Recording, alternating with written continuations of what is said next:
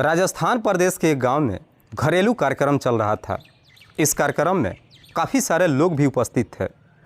कार्यक्रम बड़ी बेहतर तरीके से चल ही रहा था कि तभी इसी बीच एक ऐसी घटना घट जाती है जिस वजह से कई सारे लोग भी पुलिस के रडार में आ जाते हैं। हालांकि ये केस पुलिस के लिए इतना आसान नहीं था, लेकिन पुलिस अपनी कड़ी मुशक्क़त के बाद आखिरकार 2 दिनों के अंदर ही इस केस का खुलासा कर देती है। लेकिन पुलिस जब इस केस का खुलासा करती है, असलियत जब लोगों को मालूम चलता है, तो वाकई में लोगों का कहीं ना कहीं इंसानियत से ही भरोसा ख़त्म हो जाती है। आज की जो सच्ची घटना मैं आपको सुनाने वाला हूँ, ये घटना है राजस्थान प्रदेश की। राजस्थान का एक ज़िला पड़ता है पाली, और इसी पाली का एक थाना पड़ता है बर थाने के अंतर्गत एक इलाका आता है न्यू कॉलोनी, और इसी न्यू कॉलोनी इलाके का रहने वाला भीकम चंद चौहान। भीकम चंद के परिवार में उसकी पत्नी के अलावा 2 बेटे हैं, जिसमें बड़े बेटे का नाम उत्तम चंद और दूसरा बेटा उगम राज। हालांकि भीकम चंद अपने दोनों बच्चों की शादी कर चुका है। उत्तम चंद की पत्नी का नाम है गुड़िया और उगम राज की पत्नी का नाम है शोभा। बात कर रहा हूँ मैं 3 जुलाई 2023 के दोपहर के करीब 3 बजे के आसपास। दरअसल भीकम चंद के ही पड़ोस के रहने वाला चंपालाल के घर में एक आयोजन होता है, जिसमें भीकम चंद के पूरे परिवार को आमंत्रित किया जाता है। करीब 3 बजे के आसपास भीकम चंद का पूरा परिवार आयोजन में शामिल होने के लिए जाता है। दरअसल भीकम चंद के जो दूसरा बेटा है उगम राज के 2 बच्चे हैं, जिसमें एक बेटी और एक बेटा। बेटा का नाम है गुन्नू, जिसकी उम्र अभी मात्र 7 महीने है। उस वक्त गुन्नू काफ़ी गहरी नींद में सो रहा था, इसीलिए उसकी माँ शोभा अपने बच्चे को कमरे के अंदर सोते वक्त ही झूले में रख देती है और कमरे का दरवाज़ा बाहर से कुंडी लगा करके कार्यक्रम में चली जाती है। जब 2 घंटे का समय गुजरता है, करीब 5 बजे के आसपास उगम राज वापस अपने घर पे आता है, क्योंकि उगम राज के घर में 2nd फ्लोर पे कंस्ट्रक्शन का काम चल रहा था, जिसमें 6 मजदूर काम कर रहे थे। उगम राज उन मजदूरों को पैसा दे करके छुट्टी करने के लिए अपने घर पे आता है। लेकिन उगम राज जब अपने घर पे आता है, सबसे पहले अपने कमरे के अंदर जाता है अपने बेटे को देखने के लिए। लेकिन कमरे के अंदर जब एंट्री करता है तो देखता है कि झूले में उसका बेटा गुन्नू मौजूद नहीं है। इसीलिए उगम राज फिर से कार्यक्रम में जाता है और वहाँ पे अपनी पत्नी शोभा से पूछता है कि गुन्नू कहाँ है। शोभा कहती है कि गुन्नू कमरे के अंदर झूला में सो रहा है। उगम राज कहता है कि मैं जस्ट अभी घर से वापस आ रहा हूँ, झूले में गुन्नू नहीं है। जैसे इस तरह की बातें कहता है, अब भीकम चंद का पूरा परिवार वापस अपने घर पे पहुँचते हैं और गुन्नू को हर जगहों पे ढूंढना शुरू कर देते हैं। इधर उगम राज जब अपने बेटे को ढूंढते हुए स्टोर रूम में जाता है, तभी उगम राज की पैर एक बाल्टी से टकरा जाती है, जिसमें पानी भरा हुआ था। जैसे ही उसका पैर बाल्टी से टकराता है, इधर उसकी पत्नी शोभा की नज़र बाल्टी पे चली जाती है। लेकिन शोभा की नज़र जैसे ही बाल्टी की तरफ जाती है, बाल्टी के अंदर का नज़ारा देख शोभा जोर जोर से चीखने चिल्लाने लगती है। दरअसल उसी बाल्टी के अंदर उसका बेटा गुन्नू उल्टा पड़ा हुआ था। गुन्नू की मौत हो चुकी थी। शोभा जैसे ही अपने बच्चे को मृत अवस्था में देखती है, वो चीख चीख करके रोने लगती है। चीख पुकार सुन करके सारे लोग वहाँ पे इकट्ठा हो जाते हैं।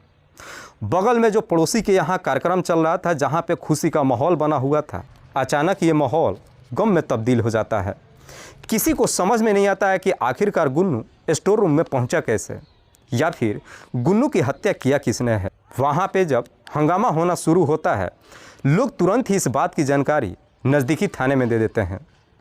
इधर पुलिस को जैसे ही सूचना मिलती है, पुलिस अपने टीम के साथ घटनास्थल पर पहुँचती है और घटनास्थल की बड़ी बारीकी तरीके से मुआयना करती है। इसके बावजूद भी पुलिस के हाथ कोई भी सबूत नहीं मिलता है। लेकिन पुलिस जब उस बाल्टी को चेक करती है, तो आखिरकार उस बाल्टी के अंदर पुलिस को कुछ चमकता हुआ सितारा मिलता है। पुलिस सबसे पहले डेड बॉडी को अपने कब्जे में लेती है और उसे पोस्टमार्टम के लिए भेज देती है। साथ ही साथ कई सारे लोगों से पूछताछ करती है। घर के अंदर जो कंस्ट्रक्शन चल रहा था, जिसमें जो 6 मजदूर काम कर रहे थे, उन सबसे भी पुलिस पूछताछ करती है। पर इसके बावजूद भी पुलिस के हाथ कुछ हासिल नहीं होता है और देखते ही देखते एक दिन का समय भी गुजर जाता है।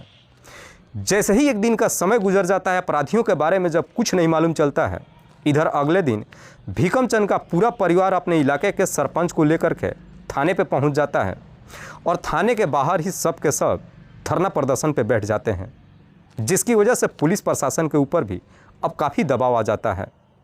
तब जाकर के पुलिस अब इस केस को काफ़ी सीरियस तरीके से लेती है। पुलिस फिर से भीकम चंद के घर पे आती है और कई सारे लोगों से पूछताछ करती है। इस दरमियान पुलिस के हाथ कोई सबूत तो नहीं मिलता, लेकिन पुलिस को इतना ज़रूर मालूम चल जाता है कि गुन्नू की हत्या करने वाला कोई और नहीं बल्कि घर का ही कोई सदस्य है। दरअसल पुलिस की शक कहीं ना कहीं शोभा की जेठानी गुड़िया के ऊपर ही चला जाता है।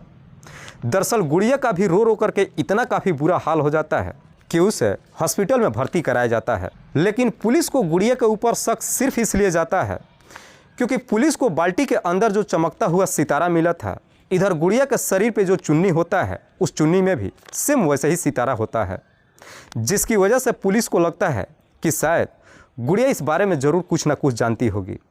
लेकिन गुड़िया की हालत कुछ ऐसी नहीं थी कि पुलिस उस वक्त गुड़िया से कुछ पूछताछ कर सके। अगले दिन जब गुड़िया होश में आ जाती है, पुलिस गुड़िया को थाने में बुलाती है और फिर गुड़िया से गुन्नू की हत्या के बारे में पूछताछ करती है। पुलिस जैसे इस तरह की सवाल करती है, गुड़िया पुलिस को जवाब देते हुए कहती है कि साहब आप लोग कैसी बातें कर रहे हैं, गुल्लू मेरा बेटा ही नहीं था बल्कि मैं उसे अपने बेटे की तरह मानती थी, भला मैं गुन्नू की हत्या क्यों करूंगी। इस पे पुलिस अब गुड़िया से मनोवैज्ञानिक तरीके से पूछताछ करती है। पुलिस गुड़िया से सवाल करती है कि तुम कार्यक्रम से करीब 4 बजे के आसपास अपने घर पे आई थी मज़दूरों को चाय पिलाने के लिए, क्या तुमने मज़दूरों को चाय बना करके दिया था? गुड़िया जवाब देती है नहीं साहब। पुलिस गुड़िया से सवाल करती है कि फिर जब तुम वहाँ से वापस कार्यक्रम में गई थी तो अपने देवरानी से क्यों झूठ बोला कि मैंने मज़दूरों को चाय बना करके दे दिया है। पुलिस जैसे इस तरह के सवाल करती है, गुड़िया के पास इसका कोई जवाब नहीं होता है, जिससे पुलिस को पूरा यकीन हो जाता है कि शायद गुड़िया इस बारे में कुछ न कुछ जानती है। इसलिए पुलिस अब गुड़िया के साथ सख्ती से पेश आती है। पुलिस जैसे ही अपना सख्ती दिखाना शुरू करती है, आखिरकार गुड़िया मजबूर होकर अपनी सच्चाई कबूल कर लेती है। लेकिन गुड़िया जब इस हत्या की पूरी कहानी बताती है तो वाकई में इसे सुनने के बाद किसी को भी अपने कानों पर यकीन ही नहीं होता है। दरअसल भीकम चंद का पूरा परिवार एक साथ ही रहता है। उसके दोनों बेटे अपना अपना कपड़ा का दुकान कर रखे हैं। दुकान से जो कुछ भी पैसे कमाते हैं बड़ी ईमानदारी से घर पे लाकर देते ही नहीं हैं, बल्कि अपने परिवार के साथ खुशहाल तरीके से जीवन भी व्यतीत करते हैं। इधर भीकम चंद के बड़ा बेटा उत्तम चंद के टोटल 3 बच्चे हैं, जिसमें 2 बेटा और 1 बेटी। दूसरा बेटा उगम राज की जब शादी होती है, शादी के 1 साल बाद उगम राज के भी एक बेटी हो जाती है। लेकिन उसके बाद उगम राज की पत्नी शोभा को कोई बच्चा ही नहीं होता है। हालांकि इस दरमियान शोभा 4 बार प्रेग्नेंट होती है, लेकिन हर बार ही उसकी प्रेगनेंसी नुकसान हो जाती है, जिस वजह से अब उगम राज को पूरा यकीन हो जाता है कि शायद अब उसके नसीब में कोई औलाद नहीं है। इसलिए अब उगम राज काफ़ी मायूस रहने लगता है। इधर उसकी भाभी गुड़िया जब अपने देवर को मायूस देखती है, उसे तसल्ली देते हुए कहती है कि तुम्हें चिंता करने की कोई ज़रूरत नहीं है, भगवान ने मुझे 2 बेटा दिया है। अगर भगवान ने तुम्हें कोई बेटा नहीं दिया तो तुम मेरे एक बेटे को गोद ले लो, दूसरे बेटे को मैं पाल लूँगी। गुड़िया जब अपने एक बेटे को गोद लेने की बात कहती है, उगम राज भी इसके लिए तैयार हो जाता है। पर जैसे ही कुछ महीने का समय गुजरता है, उगम राज की पत्नी शोभा फिर से प्रेग्नेंट हो जाती है।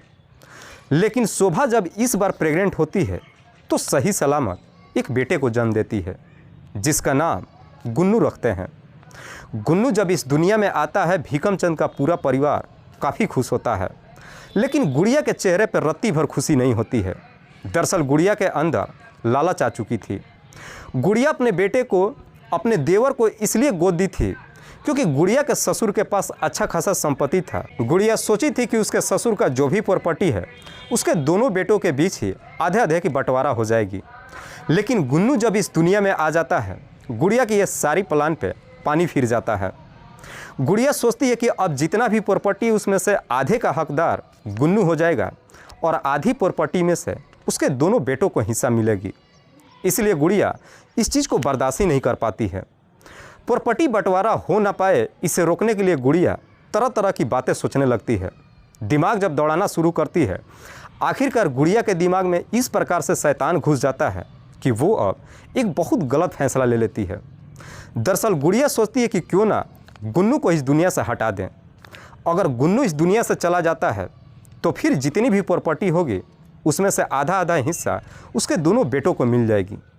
यही सोच करके गुड़िया अब गुन्नू को इस दुनिया से हटाने का सोच लेती है और फिर गुन्नू को इस दुनिया से हटाने के लिए एक सही मौके का इंतज़ार करने लगती है। और आखिरकार गुड़िया को ये मौका 3 जुलाई 2023 को तब मिल जाता है जब उसके पड़ोस के रहने वाला चंपालाल के यहाँ एक कार्यक्रम होता है और इस कार्यक्रम में भीकम चंद के पूरे परिवार को बुलाया जाता है। इधर शोभा भी जब 3 बजे के आसपास कार्यक्रम में जाने के लिए तैयार होती है, उसी वक्त उसका बेटा गुन्नू गहरी नींद में सो जाता है। इसीलिए शोभा अपने बेटे को अपने ही कमरे के अंदर झूले में सुला देती है।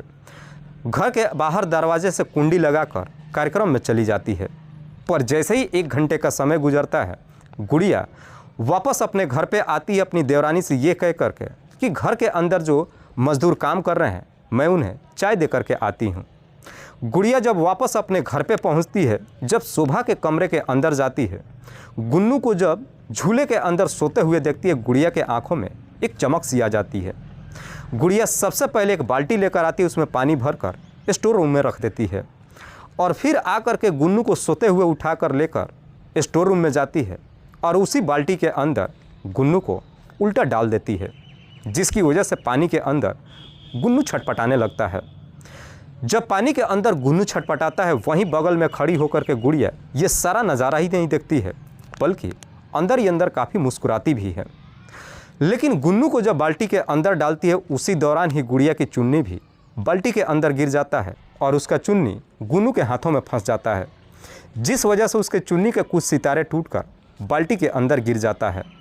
इधर गुन्नू जैसे ही शांत हो जाता है, उसके बाद से गुड़िया फिर से आकर के समारोह में शामिल हो जाती है। वहाँ पे जब उसकी देवरानी शोभा उससे पूछती है तो गुड़िया अपनी देवरानी से झूठ बोल देती है कि मैंने मज़दूरों को चाय बना करके दे दिया है।